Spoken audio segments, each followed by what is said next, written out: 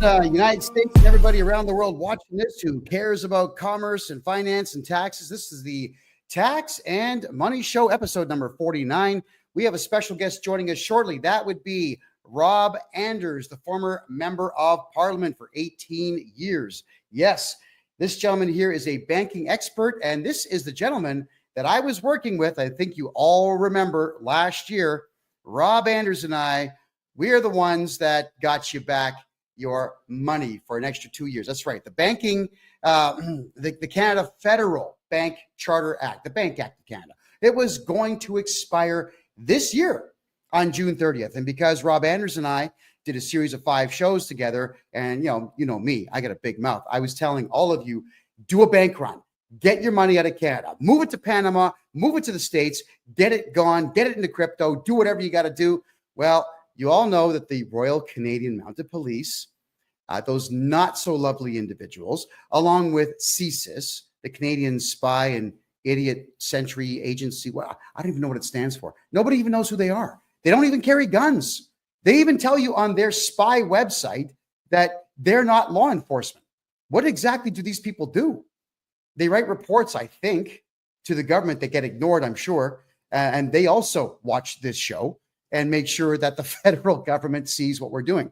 So when Rob Anders and I are talking about doing a bank run, well, obviously that gets back to Trudeau, and Trudeau went ahead and extended the Bank Act 2 more years. So you've got 2 more years to move your money safely. And Rob and I are going to talk about that tonight. Now, everybody knows that I now live in Panama. I live in the capital city of Panama City. I absolutely adore it here. We had 84 degrees today, sunshine, nice breeze.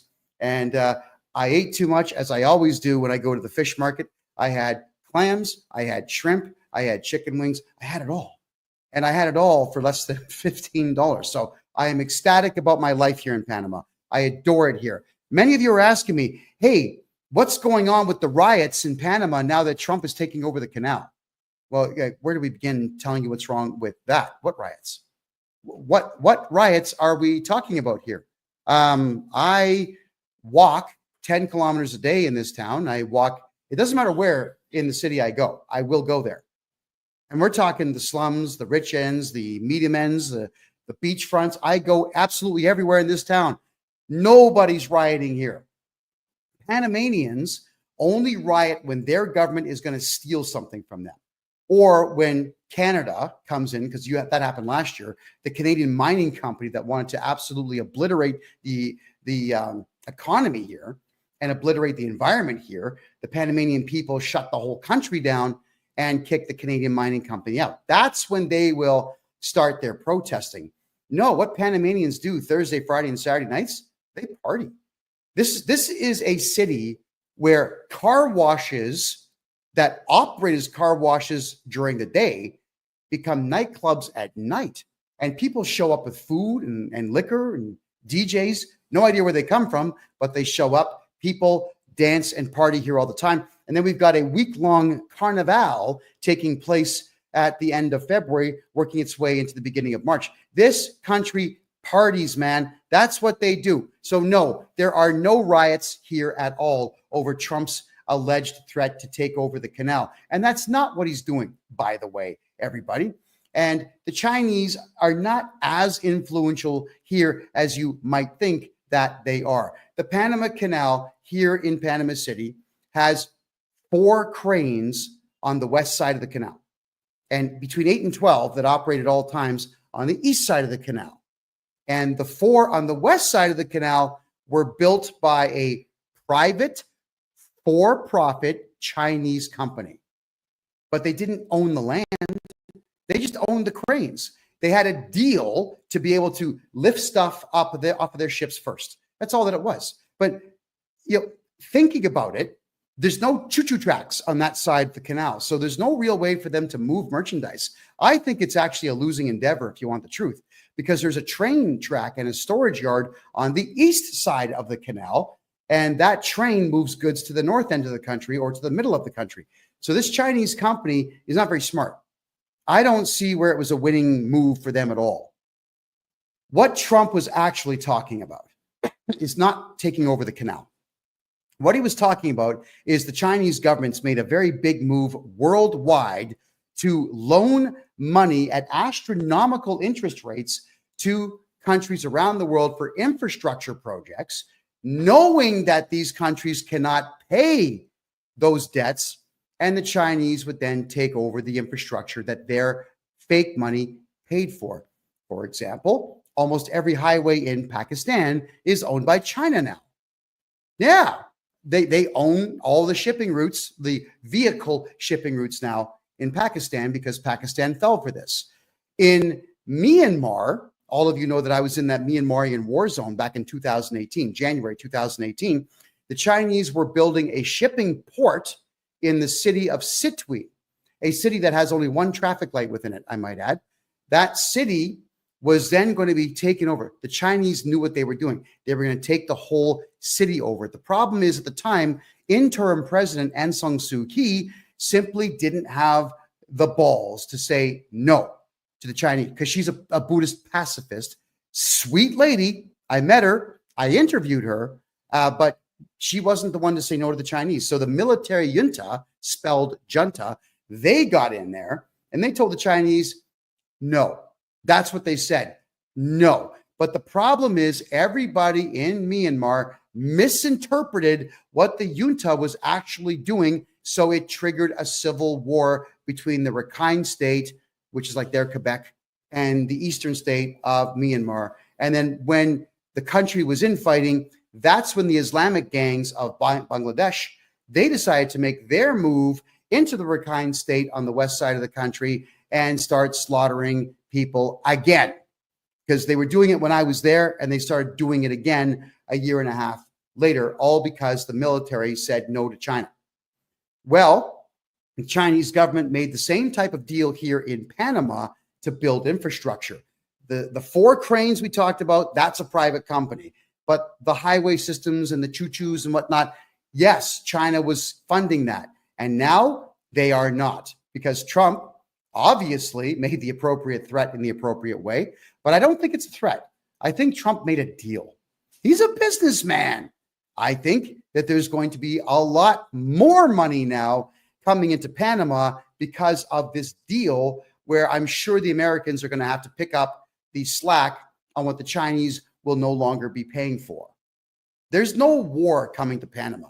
Trump is not going to put battleships on the coast of Panama and launch rockets into this country. I live here. Do you think for a second a guy with my intelligence and my knowledge of politics in North America would still be right here on the shore, 800 meters away from the canal? If I thought for a second that Trump was going to put weapons on his ships and launch missiles into where I live, are you kidding? No, I'd be gone. Instead, what I'm doing is I'm staying here in Panama City, and I'm watching Americans flood into this town with lovely money. They're bringing lots of money with them. There is a complete and total influx of cash since Trump took office. So God bless them for it. Panama is doing just fine, and America is not going to own it. America is just going to do business. That's it. All right. So I'm quite thrilled to see what Trump is doing. But now it's time to bring in Rob Anders, our special guest, because we got to talk about digital currency. And we do have to talk about Chinese influence around the world, along with Canada's, lack of influence around the world now. We're going to talk about everything that Canadians and Americans and even Panamanians need to consider about their money. Rob, welcome back to the show. It is always an extreme pleasure to have you here. Thank you so much for joining us once again. Good to see you, my friend. Well, tell everybody who you are and why they need to love you as much as I do. Go ahead. Was a member of Parliament for 18 and a half years in Ottawa, representing Calgary West. And I think I've taken it upon myself to learn what I can about central bank digital currency. And it's not good. And the more I learn, the less I like. So I've been doing my best to try to warn people about it. And I was just reading a report today that the Justice Center is going to be putting out about it, warning people about the threats that central bank digital currency has to their privacy, their security, their freedom. So yeah, we're beating the drum on it, and I'm always happy with Ben Clausen or John Carpe or anybody else who wants to join the discussion and talk more about this. All right, so we're going to cover crypto throughout the course of the show. You worked with the Minister of Defense in Canada for a while. Is that right? Several of them, sure.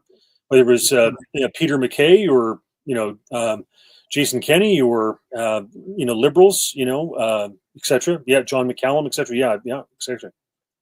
All right, now just talk to me a second here. The Minister of Defense in Canada, what do they actually do? Well, a lot of them are just figureheads, to be honest. When Art Eggleton, for example, was Minister of National Defense, I actually felt really sorry for the brass that would come to visit him. My office was on the same floor, third floor, West Block.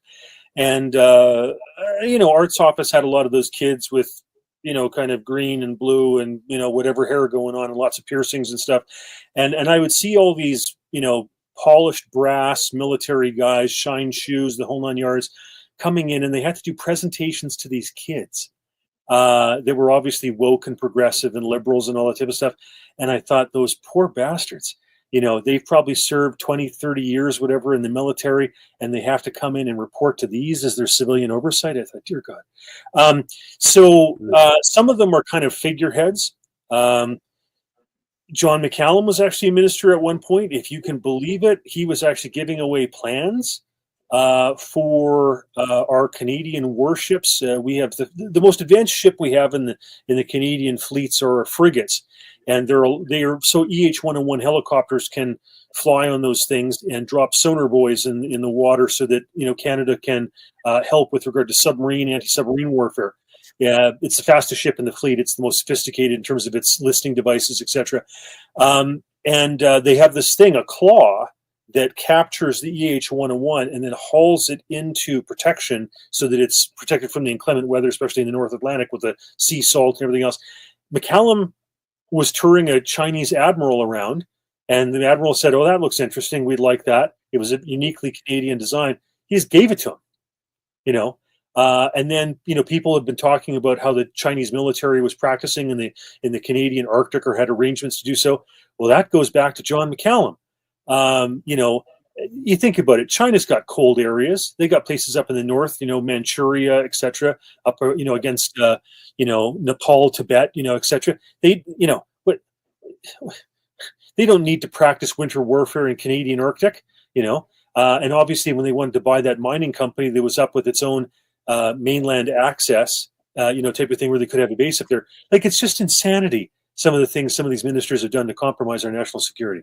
I could go on. Yeah. So, okay. Well, I'm sure that you could, but it just seems like our defense ministers have been complete idiots, fools, and don't know what they're doing. They know nothing about military tactics, probably never served in the military. And then to make a deal with the Chinese saying, "Hi, guys, come on over to our harsh climate and our harshly trained soldiers who are there specifically to fight in this weather. We'll teach you how to beat them in the very same weather." Wow. Why would they? Why? The amount of subversion that has gone on in Canada, whether it's with regard to the military, Canadian Border Services Agency, the CRA, etc., with regard to China, politics, you could look at the BC legislature, you could look at the federal politics. It's disgusting the amount of stuff that's going on with that. Yeah. So I'm just wondering, is there maybe any precedent that could be set by making sure that we put somebody with real military experience into that role? Well, that's part of the problem in Canada, is that so few of our elected representatives actually have any military background. Like in the United States, many more members of Congress and the Senate actually have military backgrounds in service, but in Canada, it's sadly lacking. And, I don't even necessarily have to have somebody with a military background, but they have to kind of get it. They have to understand national security. They have to care. Like the guy in McKay's office who was the best, his wife is now retiring as an MPP in Ontario, Lisa MacLeod, was Joe Varner. Joe Varner, when he worked for Senator Forrestal, did amazing counterterrorism work, produced these beautiful summations of kind of counterterrorism and terrorism activity around the world. I used to get those and read through those. And he was the guy that was coordinating those Halifax summits that Peter MacKay would put on in terms of North American security. So hats off to Joe Varner for his service to the country. All right. So I think the correct answer to my question is the Minister of Defense does nothing except commit high treason. I think that's what I heard. Yeah, well, there's, I mean, there's recent ones where they were put in, I think, largely for the issue of gender and the idea that, there were women who, had complaints about the sexual harassment, etc. And it's a legitimate concern. Don't get me wrong; it's an issue. But surely to God, we put in ministers for more than just that. Like the Canadian military or the American military, any military for that matter, should have to deal with more than DEI and gender issues and transitioning and whatever. I mean, if that's the biggest issue, we're in deep trouble. Yeah, and none of that makes money, by the way. So that's the biggest problem. It costs a lot of money. It doesn't make money. All right. So you're somebody who is very seasoned in politics in North America. So I just want to get your take now on the Trump election with him in office. You're also kind of an economist. You're definitely a banking expert. Is this good for North America and I guess the Western Hemisphere in general? Go ahead.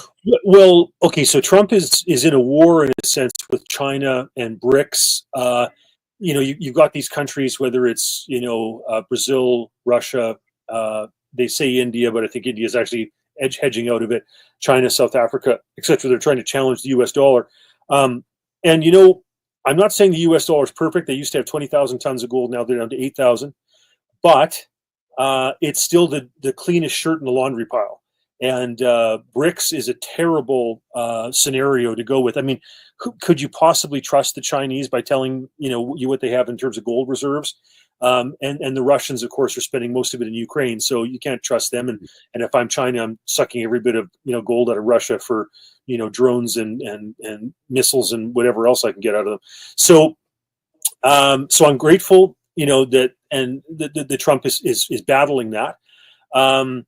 My only worry that I have, my concern there, is I would not like to see the United States adopt the Fed now or a central currency, or even to limit the amount of cryptos that are out there so that effectively it becomes a central bank digital currency. So I do worry about that a little bit still. He's certainly better than Kamala Harris and Joe Biden or whatever with regard to that. But that is a worry. Like Europe, for example, I just saw today. I'll be putting out some stuff about this shortly. But the European Union is looking to introduce its own central bank digital currency in October of this year, and that's a terrible, terrible idea. So I'm grateful that there are European politicians, conservatives, nationalists. I imagine the Geert Wilders and the Melonis in Italy and whatever that'll hopefully be fighting that, because it's a terrible situation for Europe to go into. The EU. The euro is already problematic enough. You've got 20 plus countries with 20 plus variables. That's 400 to 500 variables to try to figure out the value of that currency on any given day. Let's face it, Portugal, Italy, Greece, and Spain, they call the pigs in terms of their debt situations. Meloni, at least to her credit, is actually buying up gold to provide a bullion reserve for the Italian situation there. But their banks. But it's bad. And Brexit, Britain's out. Germany is the one holding the bag with the election of the Alternative for Deutschland. They want out. They don't want to be holding the bag and paying the bills for Europe. So the euro is going to be in trouble. And I think what the European central bankers are thinking is that they're going to switch over to some sort of European central bank digital currency. But it's not the right answer. The right answer is to actually look at a fractional reserve and go back to something based on precious metals. Yeah, well, I've often said the same thing, but here's the problem. Going to, I guess, a gold-backed currency is, like you just said, we have no clue how much gold any country really has. I mean, just because Wikipedia says that the Americans have 8,000 to 9,000 tons of gold, does it mean it was reported properly? Was the page vandalized? We don't know. So yeah. Let's just talk Canada, for example. I mean, in the 1960s, we used to have 2,500 tons of gold. If we had just kept it, hadn't added a single ounce, we would now have the third largest gold reserves in the world after the United States and Germany. China used to claim 3,000 tons, but they've sold off a bunch. They have economic troubles, which I'm sure we'll get into. Oh yes. So, so yeah, in Canada, we're still supposed to have a bunch of gold from the Netherlands and Belgium and some of these other countries. Ironically, despite the fact that we sold off all of our gold bullion. So yeah, there's a lot of countries that have unaudited gold reserves. That's an issue for sure. Oh boy. Well, see, it's trust. And I think at this particular point, we've been lied to over this COVID thing for 4 years. It shut down economies all over the world. I'm actually seeing it here too, Rob, is that the office towers here that were full in the year 2019 are all 80% empty now. So if you want to invest in Panama, now's the time. You could buy a whole building for maybe 17, 18 million bucks, turn into high-end condominiums. And, hey, anybody who wants to invest in a hockey rink down here, I can guarantee you it'll make 12 million bucks a year just in public skating and only 12 hours a day. We've done the numbers. There's all kinds of investment opportunities here, folks. But it's sad that all those office towers are sitting there empty. And Panamanians, they're in general, they're very polite people. They're not all out go-getters and say like, buy now, buy now. They don't do that. So they're scratching their heads wondering how it is they can fill these towers. I'm here helping them do that. And of course, you know what happens, Rob, when guys like you and I come down to countries like this to invest, stop exploiting poor people. Hey, are you kidding me? Panama is not a poor country, people. Like that canal alone, Rob, just in the fees for the ships to go through the canal is 4.5 billion bucks a year. All right. That's just opening the locks and letting them through. That's not including the storage and the shipping and the side grease deals that go on. There's money galore coming here. It's not a poor place, people. But at the same time, they don't trust anything here except for the US dollar. Isn't that interesting? Panamanians actually, and Colombians are the same way, and so are the Nicaraguans. They don't trust any form of currency except for the US dollar. The Costa Ricans are the exception. They love Bitcoin, but everybody else wants US. Maybe you could reflect on that. Go ahead. Yeah, well, I'm with Charlie Munger. He's unfortunately deceased and passed away, or Warren Buffett. This is according to them. They said if all the Bitcoin was offered to them for $25, they still wouldn't buy it. And the reason they said that is because they said there's nothing back in it. It's, if you have an electromagnetic pulse, for example, poof, that stuff's gone. So, I understand, that in Holland centuries ago, people got really excited about tulips, and there was a tulip bubble. And I accept that, once upon a time, salt, was used to preserve meat. And so the word salary comes from salt, right? Seashells have been used as money. So barley was the first form of currency because you could flood out the fields, in Egypt in the Nile, and the salinity wouldn't affect the ability to grow barley crops. So, there's other things that are used for currency for sure.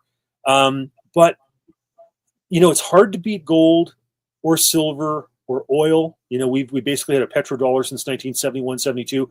Those are real. Copper. The Roman Empire had a copper coin, and of course we've had copper coins. So that stuff's all very tangible. It's got thousands of years of track record. Hard to beat. All right.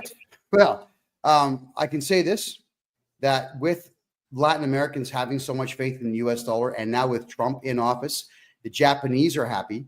The Italians are happy. I can tell you that the smart Panamanians are happy. So everyone's happy with this. I honestly think we're going to see quite the spending spree taking place, especially in a place like Panama, where retail, it's the culture here.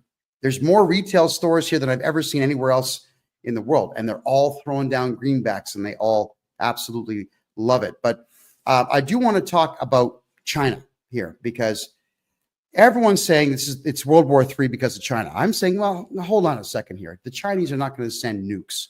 They don't have enough to be as big a threat to the United States as they would like everyone to think that they are. No, it's going to be an economic war. But I'll tell you what I'm thinking here on China. You can tell me if I'm right or wrong. Is they have a problem with their infrastructure projects. They're building them like garbage. They're actually, they call it tofu construction, where they're actually mixing gypsum and cardboard into concrete mix. and there are people leaning on walls, and the walls just give up. They just give in. And entire floors in buildings are just collapsing downwards because there's no rebar in this garbage concrete they're using. The Three Gorges Dam, which it has so much water weight behind it, it actually slowed the planet down by 0.0000001 second. That's how much weight there is behind that dam. And it's bulging in the middle. They didn't build it properly. Their EV sales are down, and nobody wants to buy these things anymore because they're all catching on fire. China has built 5 cities inside their country and 1 in Malaysia. Nobody lives in these cities. No one's moving into them. So you, sir, as a banking expert, maybe you could tell us what you think is going on with China with all these problems. Yeah, well, some very tangible things. First off, rioting. China has an incredibly repressive system, but people can't get their money out of the banks, right? So that's a huge hallmark of economic problems. One of the ways that you can figure out just how bad central bank digital currency is and all the manipulation behind it and everything else, just look at the Chinese digital yuan. It is by far the most advanced, comprehensively used domestically, central bank digital currency. And what you look at there is the Chinese would rather have a home in Shaughnessy in Vancouver sprouting up weeds than they would have their money in a bank in China, because they can't trust their government. It'll expire. Literally, if you complain about the government, you can't travel, get a bus ticket, a train ticket, a plane ticket. They can seize your pet, for God's sakes, if you're not, complying with their social credit stuff. So it's insanity. So people are desperate to get their money out of that system. And yeah, the corruption in China probably beats the corruption in Russia, and that says a lot. And so, traditionally, the reason that the Han rose, that the reason that the Chinese culture rose, was because they had to deal with the flooding of their various, Yangtze and Yellow Rivers and everything else. Arnold Toynbee talks about this in terms of the study of history. And so that's what forces the Han to really kind of rise above, because they have to deal with this flooding issue. Well, if the Three Gorges Dam goes, and it's looking like it will, that is a massive economic, political, everything catastrophe, humanitarian, whatever for China, and it'll set them back tremendously, no doubt about it. Well, certainly. All right, now they're also spending a ton of dough in China on building islands in the South China Sea because of the 200 nautical mile distance. You own the ocean 200 nautical miles off of the coast of your country. It's difficult to judge when countries overlap. But Chinese are out there building islands, declaring them Chinese territory, and now that 200-mile radius expands, and it goes right into Taiwan's and the Philippines and Vietnam's water space. So they're putting money into this, and while they're doing this, they're building buildings that fall apart, and they're building towns that are sinking into these inexplicable sinkholes. What could they possibly do to actually be part of the world economy now that Trump has made the deal to get them out of Panama, and the rest of the world is realizing the Chinese stuff sucks? I mean, let me hear it. Well, once upon a time, China had the benefit of having some of the lowest wages in the world. But now Mexico is actually cheaper than China wage-wise. So tons of companies that have gone over to China and have been screwed with in terms of copyright, trademark. You think of pharmaceutical companies like Bayer, et cetera, going over there, hoping that they were going to get a good deal on labor, and knowing that they only had like one official to bribe, as opposed to India, where there were multiple things, because it's kind of a more diffuse culture and more reliable energy or whatever. But the problem is that the labor costs have gone up, and you got to ship it across a whole ocean. So if you can, set up a deal where you're manufacturing whatever it is in Mexico, you have far greater proximity to the United States and just broader North American market. China's got troubles. China's got problems for sure. Whether it's just massive corruption. One of the biggest problems, obviously, is just the Chinese Communist Party. I mean, that desperate structure trying to hold on to power that watched as Nicolae Ceausescu was literally strung up in 1989 when the wall came down. They're desperately trying to hold on, and it's holding them back. It's almost a feudalistic type of structure economically, where unless you have connections to the Chinese Communist Party, you don't flourish. Right. I could tell stories about the stuff that I saw when I was in, Dubai, for example. With Chinese goods that were being sold over there that told you very clearly where they stood in terms of supporting terrorism and that type of thing. They've got troubles for sure. Okay, so do we just sit back and watch them implode, or do we have to worry about the fact that there might be some type of conventional or tactical nuclear war between the two? Your thoughts? Well, China, it kind of vacillates between overly emotional and very, very long-term thinking. So one does have to give credit, because Asian culture generally thinks over very long periods of time. They can be more forward-thinking about that, and they don't have to worry about elections. They don't have them, right? So they can just implement their 5-year plans or whatever and, go thumping along. But there are times when they get overly emotional with regard to how they're going to deal with something. And that's where they differ somewhat from the Russians, because the Russians are, much more a chess playing, kind of longer term, longer thinking, less of a short fuse culture generally. I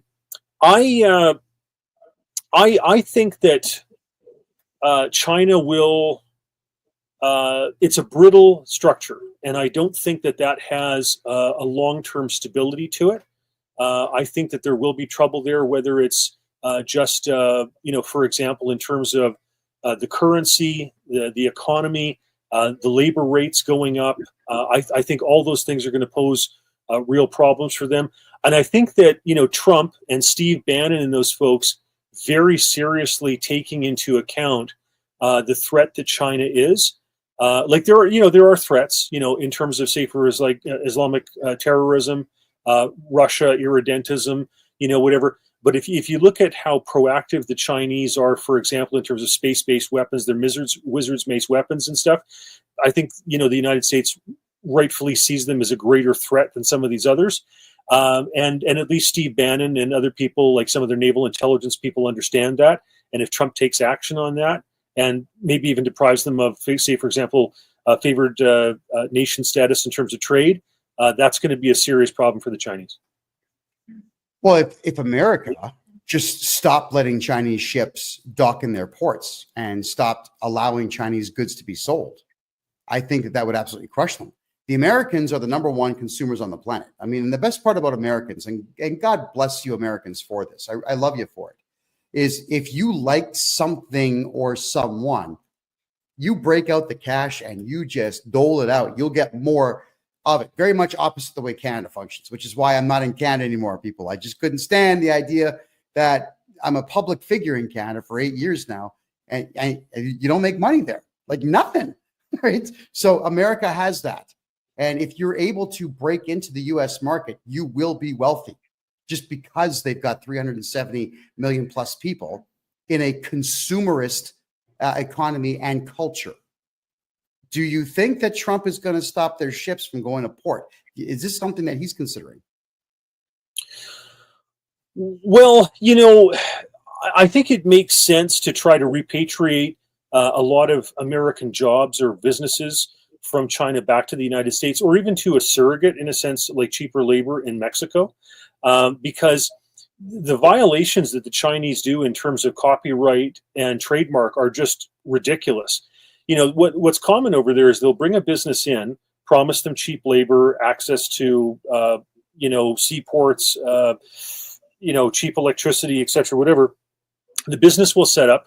They'll very craftily set it up so that, the managers are actually Chinese, and that you're not allowed to export any profits. And then businesses have to be very slick about how they, say, for example, take a part that is overvalued and export it so that they can take the money out, in a sense, through goods rather than cash. And then the Chinese eventually just go ahead and steal the trademark and the copyrights and whatever patents, and then just start producing stuff across the street which is undermining, these various things that might have a technological or pharmaceutical or whatever edge. So I think that'll come back to burn them. I think a lot of these companies will have seen that, they went over there thinking, dreaming that they were going to have access to this billion-person market, and it turns out that's not really what happened. I think the country that understands that the best is actually Taiwan, because Taiwan has long time romantically thought of itself as the real China, and they thought that by using their money and their smarts and their advantage with regard to, say, for example, microchips, they were going to be able to, in a sense, invert and overthrow Chinese communism to make it more like them. And instead, they just watched their money disappear over there, and their own security be eroded, subverted by the mainland Chinese. So if you want to learn from anybody about how that doesn't work in terms of this billion-person market, it's the Taiwanese. They could write books about this stuff. It's funny that you say that, because we used to crack jokes when I was a kid, back in grade 2, grade 3. We're talking the mid-1970s, that every time you saw some kind of junky toy or some novelty, it was always made in Taiwan, always. Right. And, we as kids, we didn't know where that was, didn't know what it meant. And we would listen to my father, my uncle, whatnot. The damn Taiwanese, because nobody knew. But I'm thinking back to my son contacts me saying, "Hey, Pops, I found all kinds of your old toys from the 70s. I said, "Oh yeah, where was it made?" "Taiwan." And I said, "Show them to me." I'm thinking that's all the highest quality stuff I had. They used to make dynamite stuff back then. So I guess you're right. The Taiwanese tried to sell their products to the Chinese, but the communist government doesn't allow free enterprise. And the Chinese government's building junk all over the country in the way of infrastructure that crumbles. And they are repressing the people something fierce, to the point now where you're not allowed to be rich for a long period of time. It's a new trend they've got going on. The Chinese will say that if you're famous, you're only allowed to be famous for a short time, and then they'll just remove you. They'll kill all your social media and remove you from the spotlight by force. There's no free market enterprise there at all. So this Xi Jinping guy, who's in charge of the country, who's got this massively weak ego. When you call him Winnie the Pooh and he lost his mind, he banned Disney movies in his country because people called him Winnie the Pooh. This is the guy that's in charge of your country. So where could the country possibly go with this? Yeah, well, these dictatorships are always so brittle, right? So you've got this control freak, and you can't. How do you have, whether it's 1.3 or 700 million or whatever statistic the Chinese are pushing out there these days? You can't have that large an economy that's all dictated and run by one man. Like it's insanity. And Russia's facing the same type of scenario, right? Like it's a terrible design. Right. And so, yeah, that will not go well. Like that's not going to end well. It's a brittle system. And when these dictators die, there's always a power struggle. And so that's going to be ugly, both in Russia's case and in China's case. It's probably good for Ukraine. Like if Putin was to kick the bucket tomorrow, all of a sudden there'd be a power struggle in Russia, and they would be so internally focused that they probably couldn't, tie their shoelaces together with regard to what they're doing in Ukraine, and that would probably end that. So, good for Ukraine if Putin kicks off. But yeah, both those countries.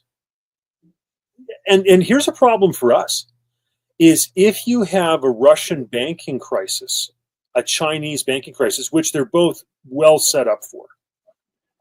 People demanding, to get their money out of the Chinese banks, the digital yuan not doing very well, causing problems. The Russian economy, the ruble crashing below a penny American type of thing and keeping going south. If those credit systems fail, the worry is, will it cause a ripple effect across the rest of the banking system? That's a problem. Well, how far do you think that ripple would go if the Chinese one doesn't do well or the banks crash? What happens to the rest of the world's banking? Well, okay, so let's look at this. Let me talk about currency and monetary policy just for a second. Sure. About that. So here's a problem, folks. There's inflation. And if the governments actually go ahead, the central banks actually go ahead and raise interest rates, they kill themselves. Like you can raise interest rates for a month, maybe 2 months, but you probably can't keep it going for 3, because if you do, it kills your ability to refinance your own debt, makes it too expensive, and bankrupts the country. Problem. So all you can really do is raise interest rates for a month or two and then bring them back down so that the refinancing of your own debt doesn't strangle you. Now, if there's an economic downturn, China, Russia, our economy, okay, normally what you do, Keynesian economics, etc., whatever, you cut interest rates to stimulate spending. Problem is, if you cut the interest rates, nobody buys the bonds and the treasury bills. So they already have a problem, both in the United States and other countries. The governments are buying their own debt instruments because right now the markets aren't fully taking them up. Normally, what should happen is the brokers go, oh my gosh, the treasury bills haven't been bought. Problems, panic. But instead, the governments step in to buy their own debt instruments. It's insanity. So in that case, they don't have the power to cut interest rates. So you can't raise interest rates like Paul Volcker did when he was chairman of the Federal Reserve in the United States to fight inflation. And you can't substantially cut rates because nobody's going to buy the debt instruments. So the only option you have is to go ahead and deflate the currency, is to go ahead and or inflate, depending on how you look at it. And so as a result, all you do is print money. And when the United States pulled off the gold reserve in 1971, up until 1980, in that decade, the purchasing power of the U.S. dollar shrunk by 75%. So what you could buy in it basically went down to a quarter, right? So the value of your dollar in 1971 was value of what you could buy for a quarter in 1980. And that's what not just the United States is facing, not just Canada, but most of the countries in the world are facing that. And that's the reason why people are seriously looking at gold and silver and other things, because the only option these governments have is to inflate and print money. Yeah, okay. And we've seen jihadi Justin Trudeau do that. How could Canada, which it had a surplus of $10 billion when Harper left office and Trudeau came into office, and with a country of 40 million people where 11 million are not working because they're unskilled foreigners that just showed up with nothing and they've been given everything, how could you possibly pay that debt? So the Canadian government, like many governments, is just printing cash. You know, Rob, what's terrifying about that is after World War I, I've seen all the archive photographs where children would break into banks and grab all the cash that was in there, not to spend it because it had no value, but to make forts out of it, to play with it like it's Lego. There's look it up for yourselves, everybody who's watching right now. Just jump on Google and look up German children playing with Deutschmarks as toys, because it was a million marks had a penny value by the time the war was done, because they just kept printing it. The Canadian dollar is doing the same thing. So now let's talk about Trump versus Canada here. There's so much Canadian money floating around the world, not inside the Canadian economy. Do you think that Trump has considered that? And if so, what plan does he have for that? Well, Canada's got nothing backing its currency, right? Like, we have no gold bullion reserves. We're one of 12 countries in the world that has absolutely nothing. And we had, like I said, a strong financial position, even stronger than there was vis-a-vis the United States probably in 1960. Canada used to have a free banking system from 1817 to 1914. We were the best banking systems in the world, but now we're in serious trouble.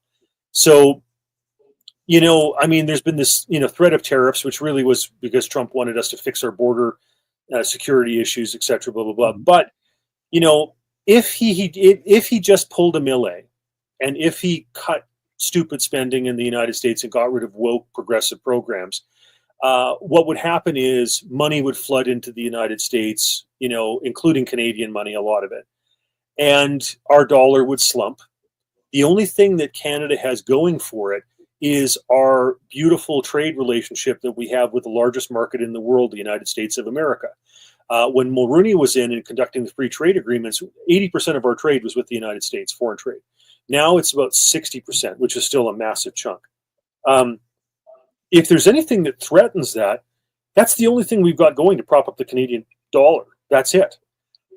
So, if the Canadian dollar really fell into a slump and that trade relationship went south, or we had just a tremendous downturn in our economy, all Trump would have to do is say, well, listen, Canada, I'm willing to let you swap out Canadian dollars for American dollars. And if that dollar keeps on dropping, there's a lot of Canadians that say, done. You know, like the I'd be at the front of that line, Rob. Really, yeah, the front of that line, I would be there. I've had discussions with some of my intelligent friends about this, and I'm just going to run through like the mistakes that Canada's made over the years. Okay, and it goes back a long time. So, you know, we used to have, for example, the Winnipeg Grain Exchange was actually bigger than the Chicago Mercantile Exchange. But what did we do? We went ahead and centralized it, created the Canadian Wheat Board, bought wheat off of farmers for below international market value, and sold it subsidized to China through Canada Steamship Lines, Par Martin's, you know, the Martin family's company, okay, with a monopoly contract on that. Foolish. Killed a perfectly good grain exchange that would have, you know, potentially been bigger than the Chicago Mercantile. Insanity. We created the Canadian Broadcasting Corporation, which employs 50% of all the radio and television journalists in the country. You know, effectively kneecapping the ability to have, you know, a lot of private sector do a lot of that type of stuff, etc.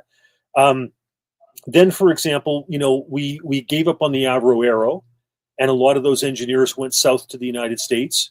You know, we were sold at the time at the idea that, you know, it was intercontinental ballistic missiles and long-range bombers weren't necessary. Well, long-range bombers are still around, and we lost that key sector of the economy. You know, we could have been a nuclear power.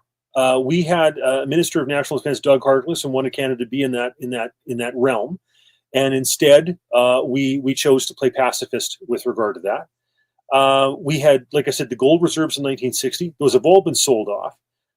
We elected a communist sympathizer like Pierre Elliott Trudeau, and his son's not much better. You know, we've had all these left-leaning, you know, kind of prime ministers, etc. And then, you know, we had this opportunity with oil and natural gas to sell to Germany, Japan, South Korea, you know, all these countries. And what did we do? Kill pipeline after pipeline because of woke environmentally, you know. So we've set ourselves up for failure in so many ways that we could have been an economic powerhouse. But instead, every single time, every one of these, you know, instances that I give you over several decades, we've literally undermined our national sovereignty. Something I can say to that, Rob, is, you know, that I lived in the United States for almost 5 years in my 20s, and I've been to 12 different countries looking for business opportunities. I can tell you this, out of all the countries I've been to, including Thailand and Myanmar, Canadians have the least amount of business acumen. Everybody around the world wants to get products in the store, get the price tags on them, get them sold, get them out, bring more in. It's this revolution of goods. It is this hunger to bring it in, sell it, get it out, get more in. The Canadian way of doing things is, oh, hey, everything kind of just arrived yesterday, so yeah, we'll unpack it tomorrow. And tomorrow shows up, oh, wait, hey, Leaf game's on. That's what happens. Canadians are not hungry. They're not eager to go and make money. I'll give you just a very simple example of what I'm talking about. You want to talk about lack of business acumen. There are a lot of Canadian podcasters who, post-COVID, are doing quite well, where they've got over 100,000 subscribers. I, as you can tell here, I'm a Canadian tax expert. I do a lot of taxes for a lot of people and get them back a lot of money. And I want to advertise on these Canadian podcasts, a 30-second commercial at the beginning of their shows. All of them said the same thing. Nah, we don't take advertising. We don't want to appear like we're some kind of conglomerate. Are you kidding me? Well, what are you doing it for? Why would you spend 40 hours a week having a podcast and collect no money? Do you think somebody cares that you're not taking money for what you do? That it's the whole country thinks like this. So that is why Canadians are not taking advantage of and exploiting their own natural resources. Potash, diamonds, golds, copper, nickel, phosphorus, oil, beef, fresh water, you know, and Canada produces so much electricity that we actually have to pay the Americans to take it from us and put it into their grid. We don't even know how to make money on producing too much electricity. So I can't be in Canada because I cannot be around that type of thought process. That thinking is why everyone's broke. So everyone wants to blame Trudeau. My life sucks because of Trudeau. Well, did you look in the mirror? Do you think like an American or a Chinese businessman. Hunger, money, now, money now. That's how I think. I'm talking like Kevin O'Leary now. I want to make money. Everything I do has got to make money. I have not been on a date with a woman for a year and a half because it costs money to do that. I'm not making money when I'm wasting my time having these conversations. But Canadians don't think this way. So they're in a lot of trouble. And that is the only concern. And you can reflect on this one now. My only concern, if some Canadian provinces join the USA, will that crazy non-hunger for success begin to rub off on the Americans? Go ahead. Well, the Nixon administration did a study during the Quiet Revolution in Quebec in the 1960s and figured out that what they really wanted was a land bridge to Alaska. And you can understand that. Sarah Palin, I've talked with, she had to literally drive through Canada all the time, going back and forth to her state type of thing, which, we're grateful to have her visiting, and buying gas and whatever, and, all that stuff. So I understand that. Alaska and Hawaii were admitted as the 50th and 49th state in 1948. Their financial position, there were people in Alaska who didn't want to become the 50th state. And the reason they didn't was because at that point, Alaska was a territory. It was a protectorate, like a Guam, like a Puerto Rico, like the American Virgin Islands, like the Philippines used to be, like Panama used to be. And so the upside of that was that nobody paid federal income tax. The only people who did were the ones who worked for the federal government. Nobody else did. So you imagine if all of a sudden you shave 20%, 22%, whatever off your taxes, pretty sweet, right? Yeah. Alberta was in a situation under Ralph Klein where we had an MLA for Calgary North Hill, Richard Magnus, who was proposing that we eliminate provincial income tax. It's now sitting around 10%. It's still one of the lowest in the country. But if we eliminated that and just had oil royalties, for example, that would put Alberta, if you didn't have to pay federal income tax and you didn't have a state or territorial, whatever, provincial income tax, all of a sudden, Alberta would be the lowest tax jurisdiction in North America. It would be lower than Wyoming and lower than Alaska. Money would flood into the province of Alberta. So, there's a lot to be said for that because Albertans overpay in terms of equalization, billions and billions of dollars. We're owed by the federal government hundreds of billions of dollars in terms of our overpayments for Canada Pension Plan and everything else. Alberta would become the per capita wealthiest jurisdiction in North America.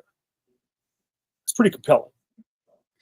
Well, I guess I'll just put this up saying to President Trump or anybody working for the Trump administration, could you maybe consider making Alberta a state, or better yet, as Rob Anders just said, a protectorate?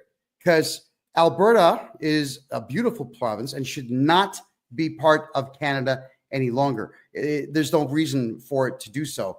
And I still have my Alberta driver's license. So should a protectorate situation happen, I'm an American national that same day. And for all the Americans watching right now, I'm a Canadian citizen who had to escape, didn't just leave for fun. I had to escape communist Canada because there were 7 attempts on my life as a journalist and 7 months of prison time for just telling stories online that I could back. Rob, I did prison time for telling people don't take COVID vaccines. And now the same province, which was Alberta, that locked me up for that, has just come out and said, everybody, there was no COVID. Like the province admits this now. So, I'm just saying that for the Americans who are watching, Canada is pretty bad, especially the provinces of Ontario and Quebec. And if the Trump administration is watching, I would very much love to be an American national because that day I would turn over my Canadian passport and say goodbye forever. There's no reason to be in Canada at all as a Canadian citizen with ambition and drive. And I think there's a lot of Canadians out there who share that sentiment. When you have drive and ambition in a communist country, they'll crush you. They're crushing people in China and they're crushing people in Canada. And when I explain that to Panamanians down here, typically through a translator, they're blown away. They actually say, I want to go to Canada because Canada says there's there's gold on the streets, saying, no, there's death on the streets. That's about it. Your thoughts? Yeah, well, Bjorn Borg left Sweden because the taxes were too high. There's a number of people who've left the United Kingdom because taxes were too high. And Canada is no exception to that. People leaving Canada because they just don't want to put up with the taxes anymore. No, it's a very sad scenario. And that's why so many of our entertainers and people who, earn good money for their abilities, their merit, leave Canada and go to the United States because it's just a cheaper tax jurisdiction, and your money goes further. Your purchasing power is more, etc. I mean, you just look at gasoline. There's tons of people who will go across the border, whether it's Point Roberts in British Columbia or whatnot, to buy gasoline in the U.S. because it's cheaper. When I used to travel to Ottawa, going from Alberta out to Ottawa to take a vehicle out there, I would travel mostly through the United States because there were more gas stations and it was cheaper. Oh, absolutely. There's a lot of Canadian border towns where people go to the United States Costco's and do all their shopping there. And they'll stay overnight. It's cheaper to go to the United States, get a motel, stay overnight with your wife or significant other, shop the next day, and go home. Because if it's 24 hours or more, there's no taxes on the groceries you're bringing back in. Right. I was born in Winnipeg, Manitoba. I have relatives in Winnipeg who do exactly that. Go down to Fargo and buy stuff and come back, and it saves them money. How pathetic is your country when people literally drive to another country to shop for milk and bread and butter? That's pathetic. Yes, I mean, look at the price of cheese. Max Bernier was addressing this, for example, during his leadership bid. He was talking about supply management. I remember one time I was in a cheese factory in Ontario. I think it's London, Ontario. It was during the Perth Middlesex by-election. And we put on the little, hats to make sure your hair didn't get anything.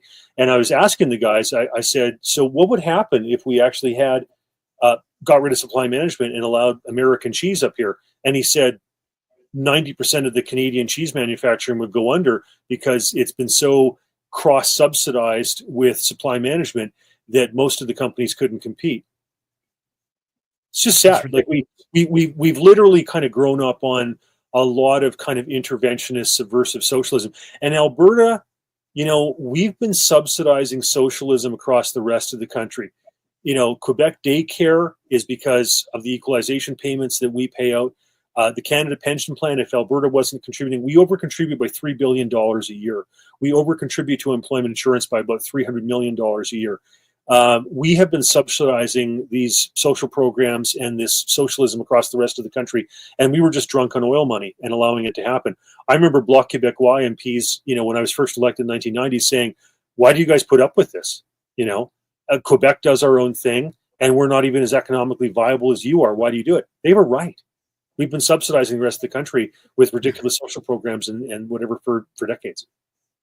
Yeah, and for our American friends who are currently watching the show, Canada is full-blown communist. It really is that bad. And the vast majority of the Canadian economy is subsidized by the government, which is not government money. It's taxpayers' money.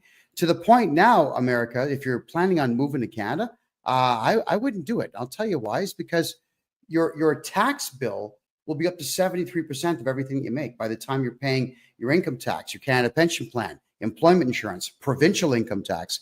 You got regional taxes in some cases. Now you've got property tax, you've got entertainment tax, liquor tax, you've got fuel tax. There is tax on tax. And if you're in the province of Quebec, whatever you buy anywhere in that province, Rob, it's crazy.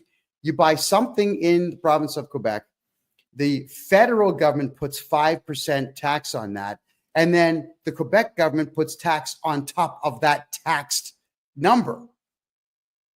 Nobody can survive. Now, we did income taxes for 605 people last year in Canada. Now, half of that was corporate. And as soon as I put these corporations into a plan, an actual tax-free plan, I can get Canadians to never pay tax again legally. The second that we did that, they all got profitable within 3 months. All of them, completely and totally above board, not just surviving, but actually making money and putting it in the bank. 3 months of no tax. That's how much tax there is in Canada. So I remember one time I was at a kind of a Austrian school economics, Ludwig von Mises kind of institute situation we had here in Calgary, a luncheon. And there was one of the Johnston brothers presented this, and he said, in ancient Rome, when they were trying to crush Carthage, they imposed the heaviest level of taxes in the ancient world, from which they thought Carthage could never possibly recover, and that was 10%. And you think how high taxes are in Canada compared to 10%. Alberta has the lowest income tax in Canada at 10%.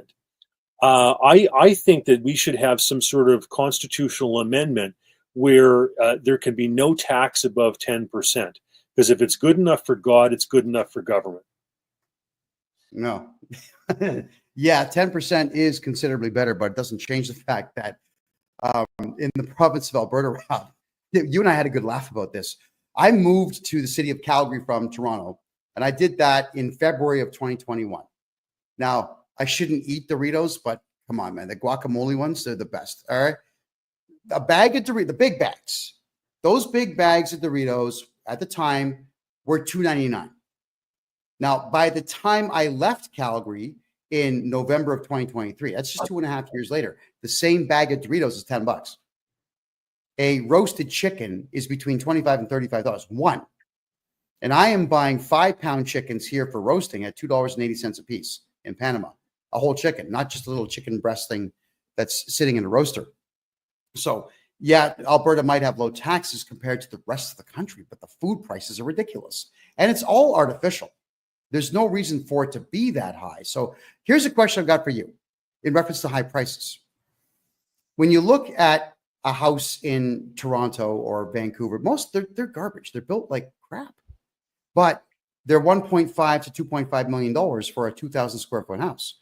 But compare that to Houston or Dallas or Austin or even the Tampa Bay area, same house is $250,000. Now, you and I both know that the entire housing market in Canada is inflated deliberately through money laundering.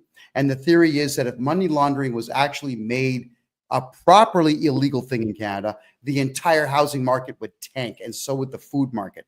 Could I get your commentary on that, please? Yeah, it's been commented on by a lot of people other than myself that our real estate market is ridiculously inflated.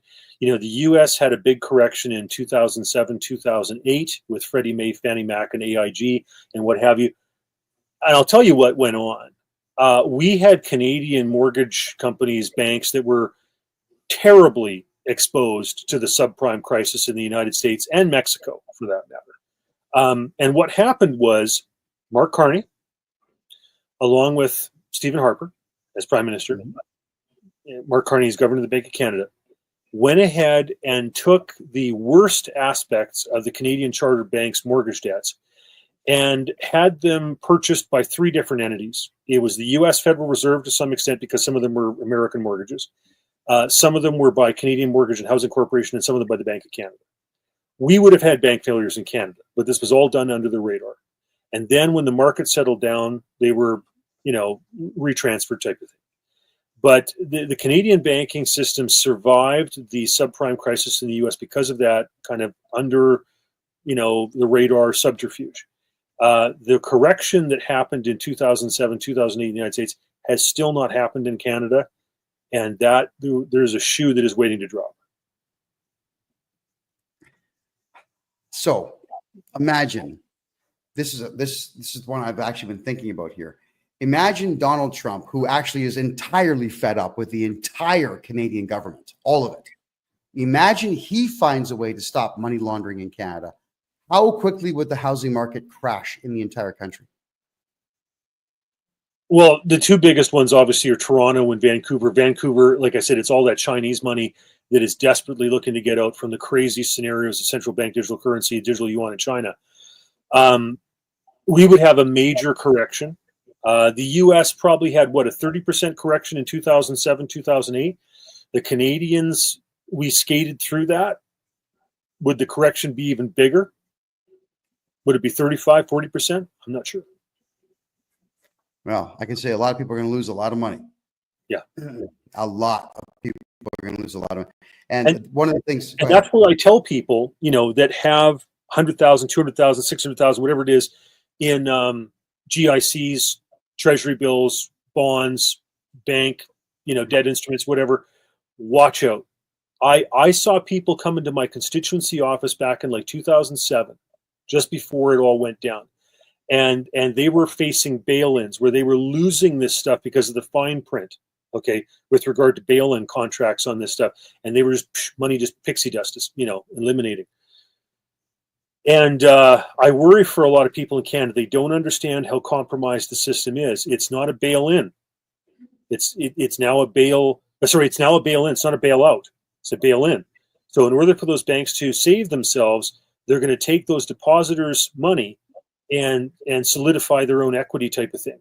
And the depositors are the ones who are going to lose out when they read the fine print. And so there's a real storm coming. There's a reason why Warren Buffett has pulled as much money out of the market as he has. He realizes there's a correction coming. Oh boy. So Canadians who have money in the bank, and the money is at the second lowest it's ever been. The Canadian dollar sucks right now. Oh God, it sucks. What are the chances it could crash before the Bank Act expires in 2.5 years? Any idea? Well, I think what that's predicated on, and I've said this, just previously tonight, if the Chinese have a dam break, if the Russians have an economic collapse, it's going to cause ripple effects throughout the Forex exchanges. The euro is precarious. They're living on borrowed time. Portugal, Italy, Greece, Spain, the massive debts. Britain's pulling out of it because they don't want to hold the bag. Germany, Frankfurt, the bankers in Frankfurt are pulling out because they don't want to hold the bag. The euro, in my prediction, will collapse. Margaret Thatcher was exactly right back in the 1980s when she said that the European common market made sense because you could buy Czech crystal or British cod or German steel more cheaply because it wasn't paying tariffs to those various countries. That made sense. But the lack of controls and the idea of a European common currency didn't make sense. She was right in the 1980s. She's just as right now. And that will collapse. I just wish I knew exactly when, because you could buy puts and make a fortune. All right. So we should probably have a financial advice show coming soon. What to buy to avoid the crash. That's not a bad idea. Oh man, it's a lot to, this is a lot to take in, obviously. And really what's going on here, Rob, is that you're hitting me and the audience with the same amount of information that I'll hit my clients with in the 1 hour consultations that I do. And it's truly mind-blowing how little we all know about the financial markets in the world and even what money is at all. So how can we help people here? Is there anything that you and I could say that's magical right now to help the average person comprehend all this? Yeah, well, I'll take some of the stuff out of the report that I read today from Justice Center, right? Use cash, keep it alive. Because, if you get to a situation where banks don't want to distribute or stores don't want to let you pay in cash, that's a big problem, folks. As well, you can't get around precious metals. Brett Oland and I have talked about this. He gets it. He's one of the adults in the room with regard to this stuff at Bow Valley Credit Union in Alberta. Alberta should actually have its financial institutions commit to 1% of their assets in gold, silver, maybe copper, oil in Alberta's case, etc., because it's real, it's tangible. Right now, it's based on nothing, folks. There's nothing backing it at all. And if the Canadian dollar continues to drop, it's a disaster waiting to happen. So it's hard to get around precious metals. Weimar Republic Germany, when they started to inflate money, which I said before is the situation all the central banks are in. They can't raise interest rates really to correct inflation. They can only do it in a posturing kind of way because they'll bankrupt themselves. They can't cut the rates because people won't buy their debt instruments. So all they can do is inflate. And that's kind of the Weimar Republic situation they were in, after World War I. So what did they do? They were actually breaking up gold and silver chains so they could buy bread. Little links of gold and silver were what they were using as real currency. So it's hard to get around that, folks. Even the Soviet Union, when they tried to get rid of cash, when they nationalized the banks with the Gazbank in 1917, I have an example here. This is what a Russian silver, a Soviet kopeck looks like. They had to revert to this in 1921 because they had 1/13 of the Russian population, 10 million people starving to death. Okay. And in 1923, they had to revert to gold because nobody trusted the Russian banking system. That's how bad it was. That's what it comes down to, folks. That's where it goes. Okay. Rob, we got folks on Kick here and on TikTok who can't see you. They can only hear you. Could you just remind everybody who you are, please? Go ahead. Sure. Rob Anders. I was a member of Parliament for 18 and a half years in Ottawa, represented the riding of Calgary West. And I've just gone down the rabbit hole of central bank digital currency in the last few years and put out, lots of emails about this stuff, and just reviewed a report today that was put out by Ben Clausen from the Justice Center on this. I'll be doing some other podcasts coming up with Sharon Polsky, who is one of our people involved with privacy matters in Canada, and also I've done some stuff with Brett Olin with Bull Valley Credit Union. He runs that. Okay, fantastic. So I also want to tell everyone this. Rob Anders was incredibly helpful when I was running for mayor of Calgary. You had me and a few other candidates for our city council come on over, and you educated the hell out of us on the right way to dress and the right way to present. And Rob, it was unreal. You gave all of us a 45-minute section of your lecture on suits worn by leaders around the world for the psychological impact. Maybe why don't you just tell people a little bit about this? Because the one common denominator was the most successful politicians out there all seem to have blue suit, white shirt, nice colored tie. Let's hear it. You're a former politician. What's the deal with that? Well, okay. So basically, if you have the same color that goes, for example, from your shoulder down to your heel, a more traditional suit, as opposed to just like a sport jacket and pants, it's a solid color, right? It has a solid, look. I remember we were taught when I was just getting involved with the Reform Party and doing question period in the House of Commons that young guys would want to wear solid, light absorbing colors like cashmere, etc., because it sucked the color in and made you seem more solid. But for older guys in our caucus, like say, for example, John Reynolds, who had been elected, back in, an earlier iteration and returned to the House of Commons, you could get away with more silk and stuff because it kind of gave a youthful, ambiance or vibe to it, etc., whatever. As well, you wanted to, either have a light blue shirt or a white shirt, because that's Beau Brumel's thing about having the clean linen. And your ties, if you look at U.S. presidential debates, a lot of these guys are, governors, senators, etc. You'll see a lot of them wear a red tie, solid red tie, because it seems to be the one that women most gravitate to for that. The black suit is kind of like the clergy, and other examples that you could use. There's some military outfits that are like that. For the blue, it's a classic thing in terms of the police and the military. The gray, once again, there are some militaries that use that, whether it was in the U.S. Civil War or the Germans, etc. So there's certain colors that connotate those things. Bankers will judge you when you go in for applying for a mortgage or a credit card based on whether or not it looks as though you care about your image to the public. And therefore you will care about whether or not you are in the media or whatever about not paying your loan or your credit, etc. So, the smaller the pattern on your tie, for example, like a pin dot as opposed to a larger kind of comical polka dot, stripes, the rep ties that the English are famous for, the regimental ties. All these things factor into the image that people see of a politician or a banker or what have you.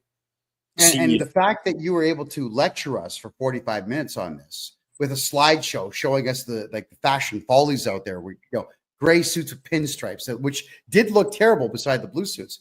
We start to understand, and the reason I brought this up is we begin to understand how easily we are manipulated with just some guy wearing some cloth on a stage. So now, is there any warnings that you would like to give to the public about maybe not giving too much power to what you see and hear on the media? I got to hear your thoughts on that one. Yeah, so let's take Mark Carney for example. Tell everybody who Mark Carney is, because we have Yeah, Americans in Britain watching. sure.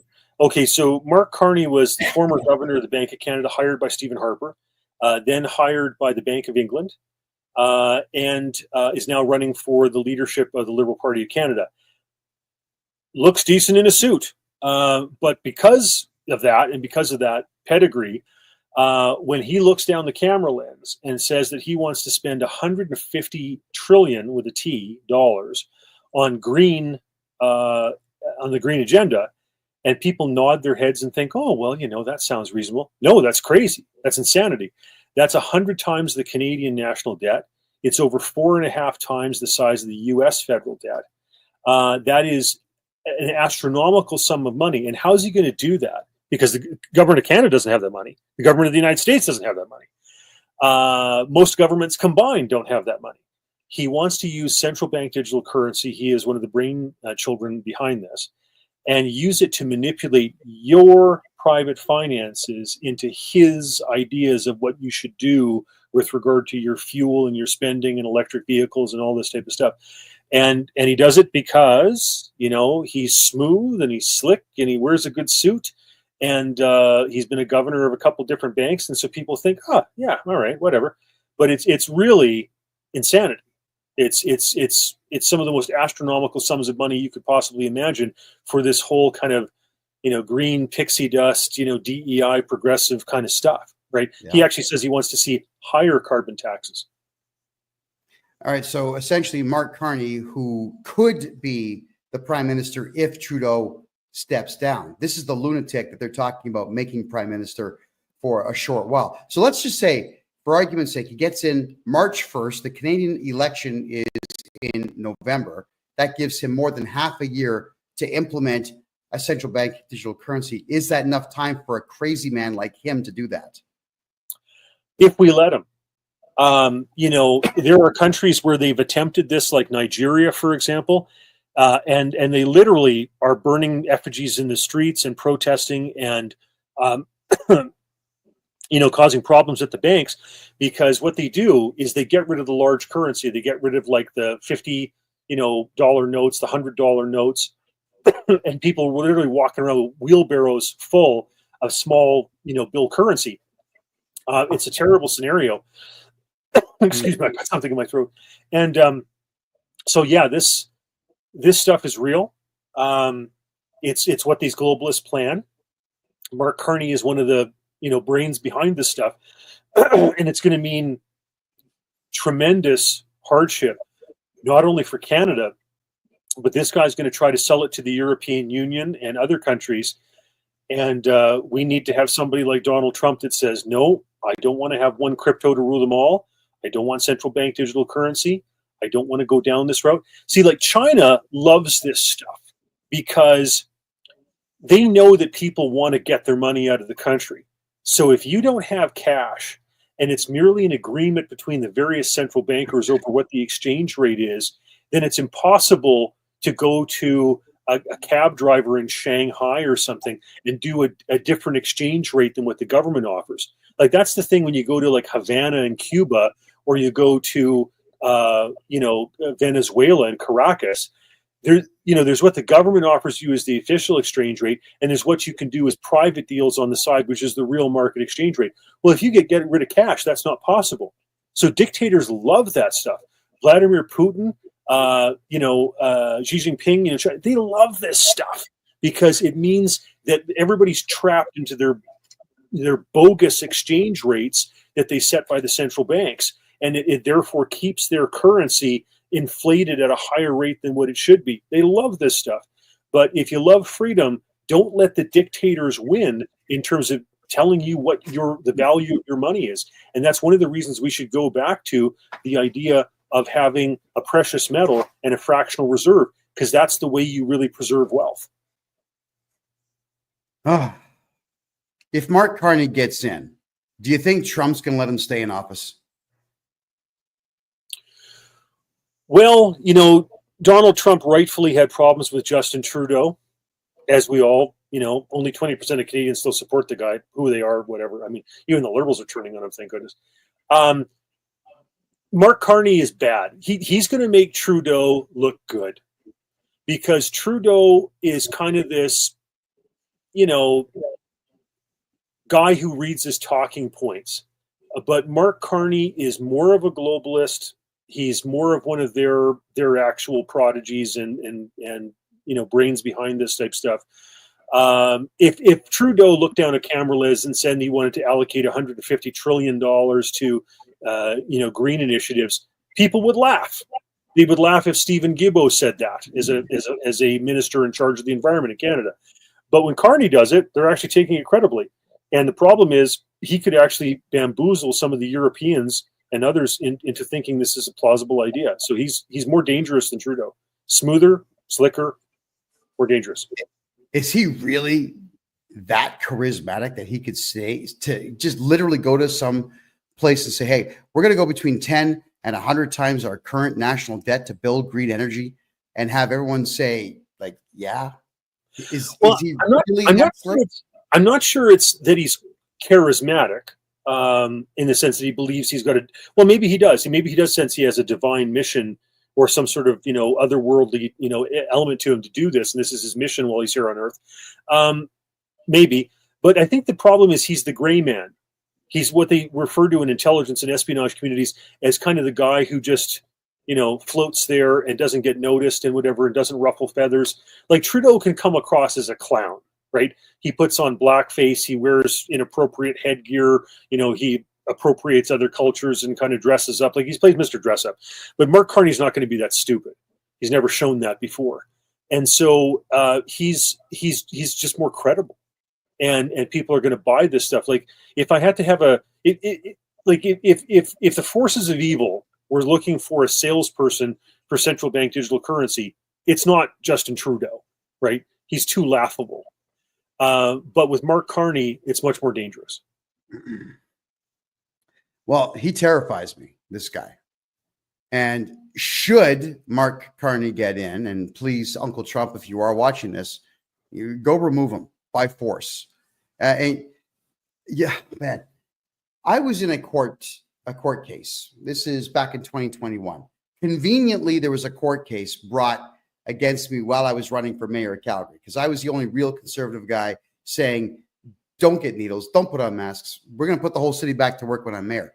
So conveniently, someone who was funding Justin Trudeau to the tune of $100 million decided to just magically sue me for defamation of character right in the middle of my campaign. And of course, the entire left-wing audience focused on the fact that I got sued by a guy who's Muslim when his faith had nothing to do with any of the truths that we had divulged about this guy in our media. Well, where it gets insane is there was absolutely no evidence brought in this court case that I had said anything that was untrue. But the lawyer, his name is Jonathan Lysis. He prides himself on being a lawyer of 29 years. The guy's the biggest wimp I've ever met in my life. Tough in court because he's got the judge to protect him. But out in the public, wow, coward. This guy says, Your Honor, Mr. Johnston here has once said to Donald Trump that he would like to see Donald Trump come in and annex Canada, take over Ottawa, and remove the Canadian government by force. Now, and we just can't allow a man who's calling on a foreign government to interfere in our great nation, because he was a left-wing individual who likes to raise money for the pedo people. And I've got evidence on that one too. And the judge saw red when I was accused of saying, which I did say, by the way, I did say, Trump, please remove everybody from Ottawa. But that's all it takes in a left-wing country to get an 18-month jail sentence in Canada for defamation. Sorry, not even defamation. It was contempt of court, because I was asking Trump to fix the country. That's how pathetic it is. So obviously I can't be in Canada because they're going to keep doing it. Right? What is there any solution to guys like Mark Carney and Justin Trudeau and this Jonathan Lysis guy and all these extremist left-wing maniacs shutting down freedom of speech and shutting down the conservative economy? Is there any solution that we have to this at all? as a nation? Please go ahead. Well, I actually think that Justin Trudeau can legitimately be charged with treason. Like, not joking. If you go ahead and you allow the People's Liberation Army of China to have operatives inside our highest level biohazards lab in Winnipeg and have them export coronavirus to the labs in Wuhan, and then go ahead and add gain of function to it to make it more deadly. Now, you might be able to argue that he was just an idiot and he was naive to allow that to happen. But once you've been informed by the Canadian Security Intelligence Service, etc., that that's what went on, right? And then after that, you go and buy jabs off of China that you know have been weaponized, and you buy enough of them, 8 doses for every man, woman, and child in Canada. If that's not treason, I'm not sure I know what is, right? So that's a legitimate charge that can be brought against him. And I think, Alberta just put out a report by Dr. Davidson, whom I met with, who left his emergency medicine position. He was in charge of emergency medicine in Red Deer for all central Alberta. He went down to Texas, learned the protocols with regard to hydroxychloroquine, ivermectin, vitamin D, etc. Came back, treated friends of mine, including former member of Parliament Eric Lowther. And he was threatened with having his medical licenses, his doctor's license removed. This guy has been involved now in a report. The report is scathing. I was at a meeting on Thursday last week.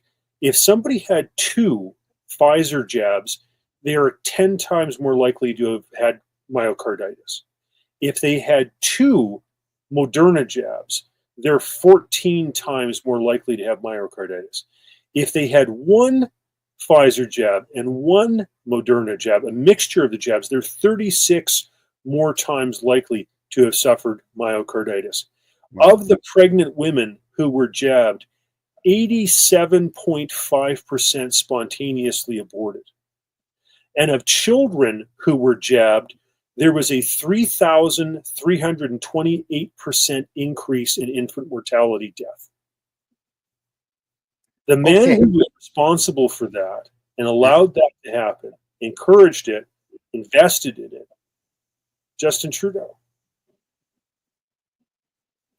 So what he's essentially done, because then this is a tax and money show, is he has crushed the economy for a full generation there, because that's a whole bunch of children who won't be born to eventually get jobs and pay taxes and contribute. So that is unto itself treason, just eliminating a swath of the populace who could conceivably carry on keeping an economy flowing. And the reason I bring that up is it was once told to me by an economist back in 1988 that Canada needs another 100 million people. At the time, I think the population was about 28 million. It needs another 100 million productive, intelligent, driven people to build a proper international economy. And, here we are with 40 million, but 11 million are imports from Africa, the Middle East, and China who don't speak English. And if you want a prime example of that, when I fight the Canada Revenue Agency, there's 30,000 diversity hires from Africa that nobody understands. It's bizarre that he has eliminated all of Canadian culture and all hope of an economy in Canada. So, question then, could Trump fix the Canadian economy if he chose to annex the country? Well, so the guy who's really got this right in terms of fixing this stuff is Milei in Argentina. If Trump and crew go down that path and get rid of the DEI and get rid of, the overspending and get rid of the waste and drain the swamp and all the stuff that he probably wishes he'd done in his first term in 2016, it's going to be huge. And there's going to be a ton of Canadian money who just decides to leave Canada and go to that. There's no doubt about that. And frankly, we need that done in Canada. The Liberals aren't going to do it. Trudeau didn't do it. Carney's not going to do it. Freeland's not going to do it. Will Pierre do it? I hope so. Even with Harper, the bureaucracy grew The CBC grew. So we need it. We need it bad.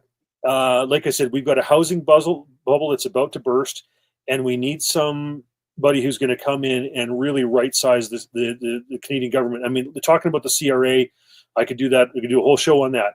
But they actually have more people employed in the CRA than the entire Canadian military. It's ridiculous. And for our American friends, that's the Canada Revenue Agency. They're kind of like the IRS, except really, really dumb, and they don't have guns, and they actually don't have any authority whatsoever. And this I know because I fight the Canada Revenue Agency every single day. And you know what? In a fight against the CRA, Rob, I've got the boxing gloves on, and they haven't even shown up for the fight yet. That's how pathetic they really are. And I'm educating a lot of people on that. So we've covered quite a bit in the last 95 minutes here. So now what we got to do here is offer solutions. So let's talk to our Canadian friends first. How do they keep money in their pocket? Aside from having me get your taxes back for the last 10 years, everyone, which I can do, how do Canadians protect what they have? Go ahead. I think one of the best things you can do is if there is a relatively local gold mining or silver mining company, to get involved in that, because gold and silver are precious metals, and they just they're the resilient things. What people fell back on during the Weimar Republic, which could become a global thing, and so that's real. Now Warren Buffett makes a good point, and what he says is that if you took all the gold in the world and put it into a big cube, I think it would be 53 feet by 53 feet by 53 feet. Okay, that's all the gold in the world. And it's not producing anything. It's just sitting there. It's a storage of value, let's say. But if you own a company, a mining company that produces gold or produces silver or produces copper, okay, then you're being productive. You're getting a return on investment with that, as opposed to just having it sit there as a storage of value. There's a lot to be said about having a storage of value, because, like I said, all the governments are going to be inflating money terribly. They're going to be monetizing the debts, so there's value in that. But having shares in some of those companies that actually produce the stuff and have an ROI, great stuff. I would also argue it's hard to beat oil, right? Because it's been effectively the backing of the U.S. dollar since the U.S. pulled out of convertibility to gold in 1971, when Charles de Gaulle wanted to repatriate French gold from the United States to France. Nixon pulled off the convertibility, and then what happened was the Saudis made a deal with the U.S. where the U.S. would provide protection to Saudi Arabia. There's an ongoing feud there between the Iranians and the Saudis and what have you. But anyhow, U.S. would provide protection. The Saudi royal family could get trained in the U.S. Air Force, fly F-16s, etc., all that stuff. In return, the Saudis would make sure that all oil purchases of Saudi Arabian oil were done in U.S. dollars. So that became the petrodollar. So it's hard to say that oil is not a safe bet. I remember Jim Cilia, who was a former member of Parliament for Calgary Centre. He used to say he made a lot of bad decisions economically, financially in his life, but the one thing that always saved him was that every 3 years or so, oil went through its cycle. When people told you, that oil was going to go to $150 a barrel, it was time to sell. When oil was down at $40 a barrel and people said it was going to be worthless and there was no point and everybody was going to be switching over to hydrogen or God knows what, he said that was time to buy.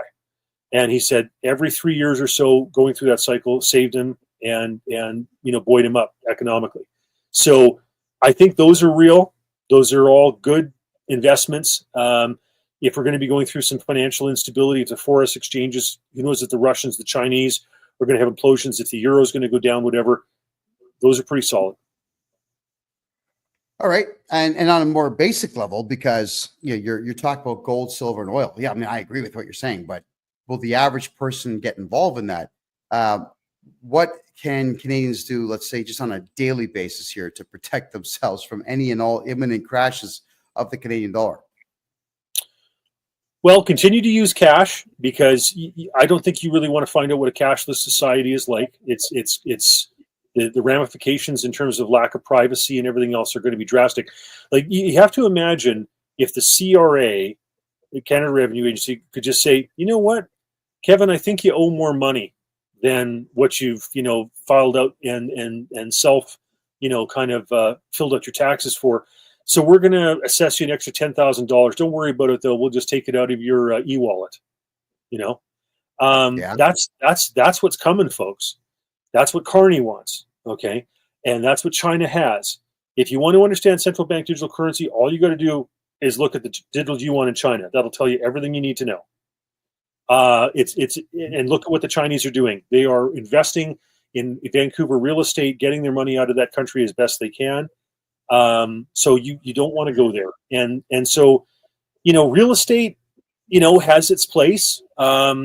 But the problem is, the government tracks all that stuff, whatever. I mean, God knows I've been through my iterations with the CRA. When I sold a property, they took 75% of the equity, and it wasn't based on reality, right? I'm taking the tax court over that stuff. They took way, way, way more money, hundreds of thousands of dollars more than they've ever wrote. Yeah, well, let's talk about that one for a quick second here, because I know a lot about that. Obviously, with the tax job I do here, is the Canada Revenue Agency is just assessing everybody. And an assessment in Canada is not what you actually owe. It's a guess. I have a guy, his name is Mike Kexum. He's the regional manager for Southwest Ontario, in a recorded conversation that my lawyer says, put it out, but not yet, where he states that an assessment is just a guess. And on these assessments, if they send you warning letters and you ignore them, they will go to the bank, issue a requirement to pay letter, which the bank is not obligated to do anything of. But the bank says, yeah, you know what? We're not going to take the chance that the CRA sues us, and we know Canadians won't sue us, so let's give the money to the CRA. But here's the deal. For everybody who doesn't understand the Canada Revenue Agency, they don't actually sue people unless they know that there's a guaranteed win because they pre-greased the palm of the judge. They're not suing anybody. Now, we, the people, have to start criminally charging these bank managers and suing the bank managers personally and the banks to stop this practice. And what Rob, you said is correct, because when they assess my clients, I have the option to appeal, and we appeal everything for every client and push it into the future a couple of years, which gets us 2 years of time to move their homes into numbered corporations, move their money to the States or here to Panama, move their cash into crypto or gold or silver. We can clean them out on paper. So if we were to lose in court, which I don't do, there's nothing that the CRA can take. If it's a central bank digital currency, everybody, Rob's right. They're just going to take it. And Rob, I got another example to give you here. Ford is in negotiations with the Royal Canadian Mounted Police that if you are actually speeding in your new Ford, it's going to tell the RCMP you're speeding, who will issue an automatic ticket and your bank account will get debited. That's what Ford and the RCMP are negotiating right now with the federally chartered banks. And that's not even with the central bank digital currency yet. So what then? Go ahead. Yeah, no, years ago, I decided to go down the rabbit hole of central bank digital currency. And the more I learn, the more disturbed I am. It is dystopian. It is Big Brother. It is absolute control. Like the best word to describe central bank digital currency is control. They can expire your money, say it's no longer good in 3 months. They can tell you and dictate to you what it's going to be spent on, like an electric vehicle, etc. If you criticize the government, it can be put in hawk. It can be held onto. It can be expired. It can be seized. It can be fined. Like I said, you just have to look at China. They'll even take your pets in China, right? If you don't agree with the government type of thing. Like this is where this stuff is going. And so people have to understand this stuff and just, fight it. Keep your cash, invest in stuff that's real. That's why I say gold, silver, copper, oil, platinum, whatever. Like there's stuff that actually has, real tangible value. And I'll be honest, I'm very skeptical of crypto because it's electronically based. All you need is a massive power outage, an EMP, polar shift, any of those types of things. And that stuff's all, serious trouble. Yes. Oh, yeah, I understand what you're saying fully. I mean, I like crypto because everybody's beginning to trust it more than any of the world banks out there. And I certainly would rather have Bitcoin than euro dollars right now, or yuan, or ruples, or rupees, or anything else out there. That's the truth. But you're correct. Electromagnetic pulses are not as difficult to create as we originally had thought. It could happen. But I mean, that would also affect the banking system too, equally as much, I would think. So I've often said this: if you want to shut down the economy, just get a bulldozer and attach a chain to those big power towers all over Canada and all over the United States, and just drive, and they'll all come down. That'll kill power in a town for a few days. That's enough to cost billions of dollars. It could actually put people out of work.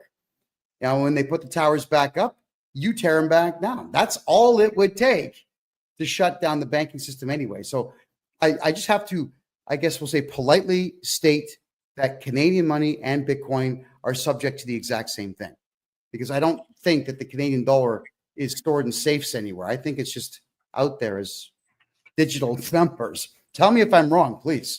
Yeah, no, I mean, like I said, there's been so many mistakes made on the currency and monetary fronts over the last number of decades. The last coin that we had in Canada that was based on any real precious metal in it was the penny, right? That's gone. We got rid of silver in our coins back in the 60s. We got rid of the gold bullion reserve back in the 60s. We've all been floating on this fiat currency with nothing back in it for decades now. And that stuff always comes back to haunt you. There's always a boomerang effect on that. And you can look at the French when the monarchy returned and they started doing the fractional reserve, and the French overprinted money, etc. And they got into inflationary thing. Brooke Shields' family, if you can believe it, historically, were actually involved in the banking system in France, and then they fled to Italy and did the banking for the Vatican and stuff after the French economy collapsed, and then eventually make their way over to the United States. So that's, this fiat stuff, it only goes for so long before it collapses, folks. And the euro's in a bad spot. The Canadian dollar's in a terrible spot. The American dollar, if there's enough fluctuations on the forex exchanges, enough catastrophe striking, that you may even see the Americans have to go back to pegging back to gold. Yeah, you're right on that. Now we're down to our last 12 minutes here. So trade war, Canada, United States trade war. Let's talk about this one. Trump says he's putting tariffs on Canadian products, and now Canadian folks are taking American products off their shelves in their retail stores. American stores might be doing the same thing. Then we've got at hockey games, Canadians are booing the American anthem. The Americans are retaliating with booing. Now this trade war thing, who wins in this and who loses? I don't know who the winner is. I'm hard pressed to imagine who the winner is. Really what this was is Donald Trump saying, fix the damn border, right? And like, it's not only Donald Trump that's been saying that. I remember when I was on a TV show, the editors that Larry Shapiro used to tape in Montreal, and we would bring in some Americans, some Canadians, etc. Howard Dean was on the show, etc., governor of Vermont. And, at the time, we had Mujahideen Khalq that was operating out of Montreal. If they had been in the United States, they would have been hiding under a rock. But in Canada, they had a public relations person, they had media contact numbers, the whole nine yards. We had Ahmed Rassam, who was plotting to blow up LAX airport, that was caught leaving Canada to Port Angeles in the United States on the ferry. Like, we've got problems in this country. We've got groups and terrorist organizations and whatnot that are operating here, plotting against the United States. The ambassador Paul Cellucci under Bush talked about Canada being an aircraft carrier off the north coast with a bunch of terrorist organizations in it. He's not wrong. So, right. There's things that need to be fixed. We've had CSIS agents for years talking about, and you were right in your introduction when you said they get ignored. Like, how frustrating would that be to be a CSIS analyst who is looking at these terrorist organizations, recommending that they be put on a terrorist list, And the government ignores it, doesn't do anything about it, because the prime minister has the largest Islamic population riding in the country in Papineau in Montreal. It's disgusting. And I understand why Trump's frustrated. And he's basically saying, like, fix it. Canada is spending like 1% of our gross domestic product in the military. The United States spends 3% on something that's 10 times the size as an economy or, population, etc. So that, what does that mean? They're spending 30 times the amount of money. We have to pull up our socks. He's right. And so, yeah, it doesn't make sense that, people aren't able to buy Canadian maple syrup more cheaply, or that, Americans aren't able to, sell their products here, and you decrease the purchasing power of both Canadians and Americans in doing tariffs. I think he's just trying to wake us up and say, fix the border. Well, you heard it here first, Canada. I mean, Trump does not want to bankrupt you because he's sinister. The guy he's a patriot, for God's sakes. Donald J. Trump is well aware of the fact that his demeanor and his attitude and his way of doing things would be successful in one country in the world only, the United States of America. He's fiercely loyal to the country that allowed him to be a billionaire twice over. So why would he not want to protect what he loves? And of course, he's doing the right thing with a family legacy. He's got Donald Trump Jr. and Barron. I'm sure he's grooming them to take over for him one day as the next president, which I certainly hope they do. The guy loves his country and he wants to protect it. And the Canadian government is a clear and present danger to the United States. And as a result of all that, Canadians are not making money because all our money is just leaving the country. And quite frankly, Americans in Democrat states, they weren't making money either. So there is an opportunity here for Canadians and Americans to get rich if we can get this Trudeau-esque nonsense out of the country and have Trump just do his thing. And that's allow all of us to live safely and make money. Go ahead. Yeah, I want to tell a story, because when Donald Trump was first president in 2016, he had a 2-hour meeting booked with Justin Trudeau. And I heard this through the grapevine because I'm a politician and I know a lot of other politicians, and it filters around what happened. Okay. And the story I heard was that he had a 2-hour meeting. Trump proposed eliminating all tariffs, total free trade. And Trudeau rejected it, put it aside, said he's not going to cut a deal if Mexico's not in, etc., blah, blah, blah, blah, blah, made some excuses. And then he took the rest of the 2 hours to berate Donald Trump about feminism, because, as you know, Justin Trudeau is a self-described labeled feminist, okay? And Donald Trump, from what I understand, was looking at his watch thinking, dear God, when is this meeting going to come to an end? This is ridiculous. He let him have a pass, though, as stupid as that was on Justin Trudeau's part, okay? But then when Justin Trudeau was on his way back to his Transport Canada jet, he began texting about how he had lectured Donald Trump for 2 hours about feminism. At that point, Donald Trump lost it and said, screw this guy. Okay. And so Donald Trump was offering no tariffs, free trade right across the board when he first was meeting with Justin Trudeau. Is it any surprise that when he comes back and he realizes what a puke Trudeau is, that he sticks him with that? I mean, well, just think about that, Canada. You elected this guy because he had nice hair. And the end result is all of you are broke. Canadians are broke. And I'm not mocking you for that, but you do have to be cognizant of your political choices out there. And electing a guy like Trudeau because he was handsomer than the political candidate on the conservative side got you this. And look what the Americans did when they decided to vote diversity and equity. They got Barack Obama. Up to that point, he was the worst president in American history until Biden took over, and then Kamala very, very, very, very temporarily. That's what you get when you don't pay attention and when you're looking at the wrong things. Yeah, I think everybody out there right now, Rob, maybe you agree, maybe you don't, but everybody out there has to start talking like Mr. Wonderful, Kevin O'Leary. I don't especially care for the guy. But when he comes out and starts talking about, I want to make money, and then he gives away for free tips on how to make money. We need 10,000 of those types of guys getting all of us to listen to them so that we can all get wealthy. Because now, Rob, just to give you an idea of what's going on in my life, in Canada, this is how bad the entire Canadian economy is and so on.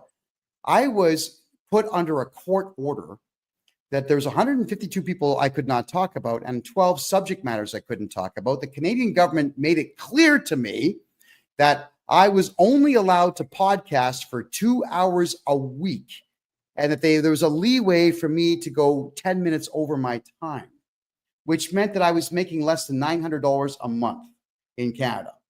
My rent was $900 a month. So to eat, I had to cut grass and clean the house and whatnot that I was living in. That's how pathetic that is. I leave Canada. I come to an ultra-conservative country with one unified culture, and I make $500,000 in less than a year. So there's money in Panama. There's opportunity outside of communist countries, everybody. If you're looking to make money, my advice is get the hell out of Canada. Rob, your take. We're down to our last 4 minutes here. Yeah, when Obama was president, the Canadian dollar was actually trading above par. We had more purchasing power than the US dollar did. I remember at that time in Detroit, you could buy a 12,000 square foot Tudor Revival mansion built by, an automotive king, for $200,000. It's a hell of a lot. Now, the Canadian dollar is at a 40% deficit to the American dollar, and it's probably going to drop further. So, it's time to change who's at the helm, and I hope that we move along the lines of what Milei is doing in Argentina, because, like I said, they can't raise the interest rates high to fight inflation because it'll bankrupt themselves. They don't even have the ability, if the economy tanks, to cut the rates very much because then people won't buy the debt instruments. So they either have to cut spending or they have to inflate the money supply. And I think a lot of politicians are lazy. Most politicians in the Western world are lazy. They're going to inflate the money supply. What they should be doing is what Milei is doing in cutting spending. That's what they should be doing. Yeah. Well, Milei cut 20,000 government jobs in the first couple of months he's in office, and look what's happened. They're actually flourishing for the first time in a while. And I'm getting some questions in all the chat rooms here about what were you not allowed to talk about in Canada. We're down to 2 minutes. I really can't get into that. It's a long list of things I can't talk about in Canada. There's no bans on freedom of speech here in Panama, let me tell you. You can say what you want here, and I intend to. My mouth's going to get a whole lot bigger than it already is. Rob, tell people who you are and how they can find you. Well, Rob Anders, former member of Parliament. My email address, robforblue@gmail.com, ROB, numeral 4, blue, BLUE, ampersand, gmail.com. As a result of some of the shows I've done in the past, people ask me to add them onto my list that I send out emails about central bank digital currency. I'd be honored to do that. So, yeah, keep cash, folks. Yes. Rob, listen, it's always a pleasure to have you here. I know you're a banking expert. You've been a politician for over 20 years in Canada. You're one of the rare politicians out there that the Royal Canadian Mounted Police has raided your house because you're just too damn clever. And you've told too many, truths. But thanks for fighting for Canadians. Thanks for fighting for freedom in general. And thanks for being here tonight. Greatly appreciated. Much appreciated. It's an honor to be with you, sir. Thank you. Take care of yourself. Good night. Wow, that's Rob Anders, everybody. Check him out right there. Always a pleasure to have him on the show. I'm grateful beyond reproach that he's able to give us some time to talk tonight about these very pressing issues. Now, I know it sounded more like a bit of a political show tonight, everybody, but I want y'all just to be aware of the dangers of bad leadership, but also to pay attention to what really is going on, because I do want Canadians to be wealthy, whether you think so or not. And you're not going to do it if you're still in Canada scratching around for what's left over. You got to leave and look for other opportunities. And in Trump's America, there are opportunities. Here in Panama, there's opportunities. Argentina is thriving right now. There's opportunities elsewhere. Try not being afraid. Get out, try something brand new. I left my comfort zone, and I've never been more successful in my life. Here in Panama, I'm having an absolute blast. And don't forget, everybody, yes, I am Canada's #1 income tax and corporate tax expert. I will go back 10 years and get you back at least half, up to 100% of all your tax money back. If you've got a corporation that's suffering in Canada, the United States, I can take all that debt away in less than 3 days now. I've perfected my craft. Get a hold of me on my personal website at kevinjjohnston.com. Thank you for being here, everyone. We'll see you in a week. Take care and good night.